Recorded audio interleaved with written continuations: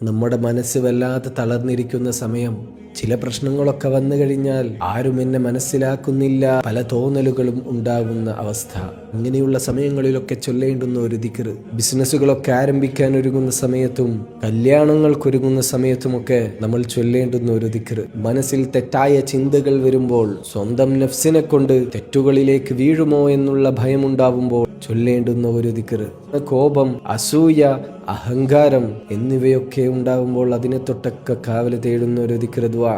ദിവസാരംഭത്തിൽ ആ ദിവസം നന്നായി തീരാൻ സുബ്ഹ് നിസ്കാരത്തിന് ശേഷം ചൊല്ലേണ്ടുന്ന ഒരു ദിക്ർ, രാത്രി ഉറങ്ങുന്നതിന് മുമ്പും ചൊല്ലേണ്ടുന്ന ഒരു ദിക്ർ. ജാമിഅ തിർമിദിയിലും മുസ്നദ് അഹ്മദിലും ഒക്കെ കാണാം. ഈ ഒരു ദുആ നബി സല്ലല്ലാഹു അലൈഹി വസല്ലമ തങ്ങൾ പ്രയാസ സമയത്തൊക്കെ ചൊല്ലാറുണ്ടായിരുന്നു. യാ ഹയ്യു യാ ഖയ്യൂമു ബിറഹ്മതിക അസ്തഗീസ് أصلح لي شأني كله ولا تكلني إلى نفسي طرفة عين.